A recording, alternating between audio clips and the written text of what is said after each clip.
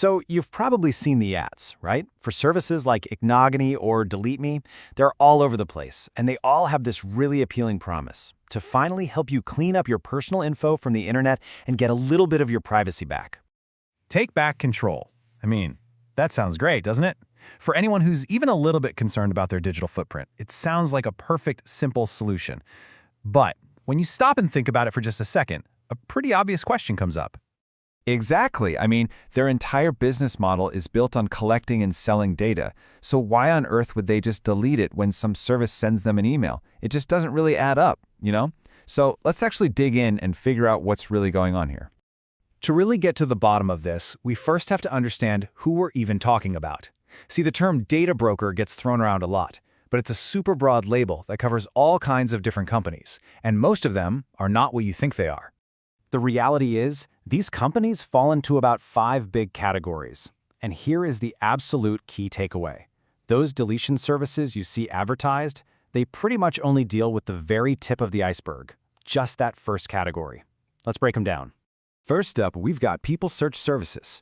The best way to think about these is like the old Yellow Pages phone book, but for the entire internet, and, on steroids. They scrape public records for your name, address, phone number, all that stuff. Now, these are the main companies that services like Incogni and DeleteMe go after. And here's the surprising part. Most of them do delete your data when asked, not because of some law, but because it's just good PR. It helps them avoid bad press and keeps regulators off their backs. Okay, next up, marketing data brokers. Now, these are the companies building a digital ghost of you without ever actually using your name. They track everything you do online, what you buy, what you search for, the videos you watch, and they use it to build a profile of your interests. This is what's called inferred data. It's kind of like a giant high-stakes game of guess who. So, picture a room with 100 people. An advertiser doesn't know a single name. They just start adding these little data filters. All right, who here shopped at Target this week? Okay, that leaves 54 people. Who lives in Atlanta? Now we're down to 20. Who's a coffee drinker? Each little piece of data narrows the field, but it's not pointing to you specifically yet. But let's keep going. Now let's add in people who listen to punk rock, who own a PlayStation, and who love dogs. You see, individually, none of these things give you away. But when you start stacking them all together, all of a sudden, you can pinpoint one single unique person in that room of 100. And that, right there, shows you the incredible power of inferred data. Advertisers don't need your name. They just need this unique cocktail of your habits to hit you with ads that feel almost creepily accurate. Then you've got the real heavy hitters, financial and risk mitigation brokers. We're talking about the big guys like Equifax, Experian, and TransUnion. They track your credit score if you pay your bills on time. They're used for background checks when you apply for an apartment or a new job. And in the United States, you don't have a choice. This is basically a mandatory system. You can't just call them up and ask them to delete your credit history. And that brings us to what is, by far, the creepiest category of them all: personal health data brokers. These companies operate in this weird legal gray zone, collecting all sorts of health data that isn't protected by privacy laws like HIPAA. We're talking about your pharmacy purchases, your Google searches for symptoms, you name it. And you might be wondering, well, where do they get all this stuff? It comes from your smartwatch, your search history, even your smart mattress. I'm not kidding. There's a company called 8 Sleep, and their privacy policy says they sell usage data. So if your mattress figures out you're not sleeping well, that little tidbit of information can be sold to a drug company, and suddenly you're seeing ads for sleeping pills everywhere. Okay, so now that we've seen the whole messy landscape, from the simple online phone books to the super creepy health trackers, let's circle back to those data deletion services. How much good are they really doing? This is where the marketing can be a little tricky. You'll see these huge numbers like, we removed 4,000 listings. But what even is a listing? It's not a data broker, it's just one tiny piece of information. So if a single broker has your name and old phone number and 5 addresses you haven't lived at in a decade, that's 7 listings removed from just one source.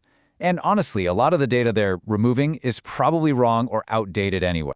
And here's the real kicker. Most of these services work with around 150 data brokers, and almost all of those are in that first people search category we talked about. But here's the thing. There are an estimated 5,000 data brokers out there. They're only touching a tiny, tiny fraction of the industry. It's like meticulously cleaning your front porch while the entire city is buried in trash. So does that mean these services are a scam? Well, no, not really. They do what they say they're going to do, as limited as that is, but they're not the real villain in this story. The truth is, both the deletion services and the data brokers are just symptoms of a much, much bigger problem. The real problem, especially in a place like the United States, is that there aren't any strong federal laws that stop the data collection at the source. Tech giants like Meta, Google, and Amazon are basically allowed to hoover up incredible amounts of our information, way more than they need, and then they sell it. They create this massive ocean of data that all these brokers get to swim in. It's a totally different world from the European Union, where rules like GDPR put really strict limits on what data can even be collected in the first place. Now, I know this can all feel pretty overwhelming, but you are not powerless here. Paying for a deletion service is like taking a painkiller for a broken leg. If you want to actually fix the break, there are more effective things you can do. So what can you actually do? Well, it comes down to a few really important actions. First, and this is a big one, use your voice. Call your representatives and demand better privacy laws that cut this thing off at the source. Second, vote with your wallet. Whenever you can, pick services that respect your privacy over the ones that act like giant data vacuums. Third, block ads. It directly attacks the financial incentive that drives this entire tracking industry. And finally, just manage your public self. Lock down your social media settings and really think before you share something publicly. And that leaves us with one last thing to think about. We always talk about our data being stolen, but is it really being stolen? Or are the endless terms of service we all agree to without reading just convincing us to give it away, for free in exchange for a little convenience? It's something to chew on. Hey, if you found this breakdown helpful and you want more complex tech stuff explained in a simple way, make sure to subscribe. Thanks for watching.